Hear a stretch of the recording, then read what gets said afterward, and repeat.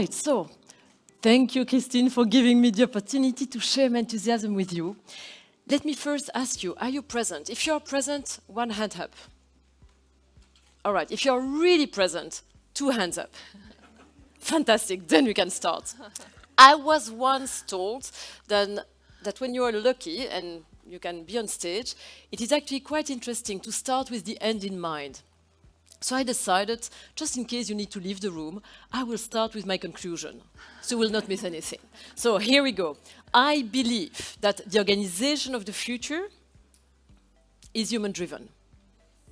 The organization of the future considers business as a force for good. And the organization of the future measures what matters. So that's it. If you need to leave the room, you can go. You have the key message. Well, as I have a few more minutes, I will elaborate a little bit. I believe there are many things that brings us together here. Among others, we probably all believe that indeed, future-proofed organizations are human-driven. Would you agree with that? Yes. We heard yesterday with Jenny from CNA, thank you, the importance of trust, kindness, vulnerability. This is really about being totally human. Well, resilience is precisely a set of competences, human competences, intrapersonal skills, interpersonal skills that can help you, us, individuals, but also teams, business, organizations, to navigate the up and down of life, of your career, of transitions, of transformations, with more success, with more calm, with more confidence. Now, the reality is, as we talk about leadership, leading today is more complex than it was when I started my career 30 years ago. The pace of change has accelerated, you mentioned it. The level of uncertainty has drastically increased. Mental health issues are on the rise, especially among young professionals, which tends to break my heart, being a mom of 4 young adults. It is also now expected from leaders that we take into account all stakeholders, and that's a good thing. And it was also mentioned yesterday by Angela from Avico. We need to take into account, of course, the employees, the clients, the shareholders, the community we live in, and also the environment.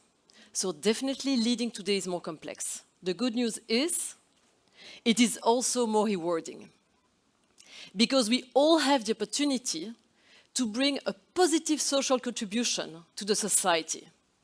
We can decide to use business as a force for good. That requires courage. That requires resilience. At Resilience Institute, we firmly believe that resilient people ultimately will lead to a more resilient planet.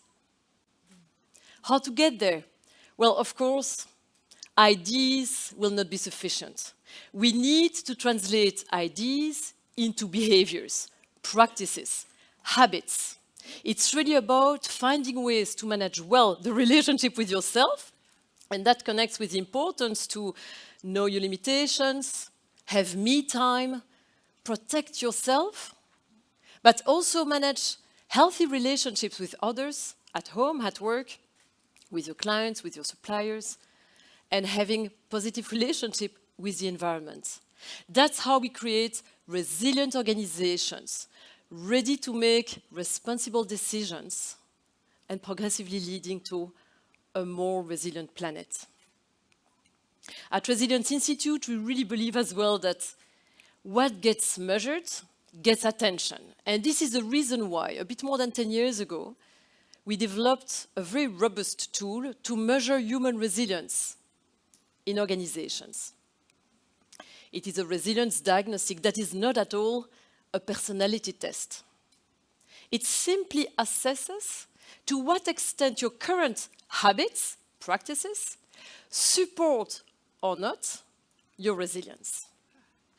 You all had the opportunity to complete this diagnostic. Anyone has done it yet? Some of you? Very good. If you have not done it yet, this is your time. You can take your phone and take this picture because it will lead you to the page where you can log in and maybe later take 10 minutes to complete the test. It will give you an immediate personal report, which is totally confidential. It will also give you access to a digital platform with lots of practical functionalities. In the workshop we have this afternoon, I will share with you the collective results of this group. And I can already tell you that there are good things, there are also some risks that I believe are important to consider. And it's really not about making a revolution in your life. It's about recognizing that sometimes small adjustments can really make a difference. It does.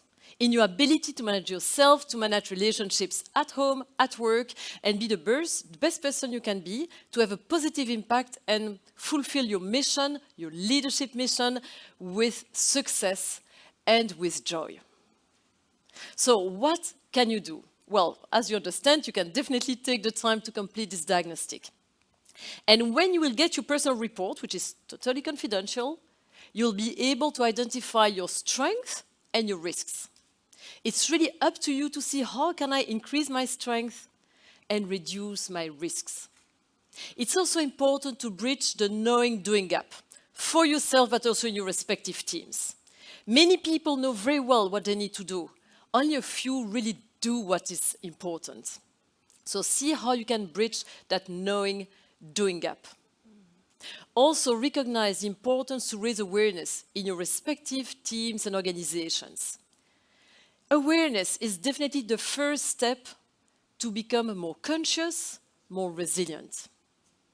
And last but not least, I invite you all to be a resilient leader in your organizations and contribute to shape the organization of the future, which now you know, because this is my conclusion that I shared a few minutes ago, is human-driven, considers business as a force for good, and measures what matters.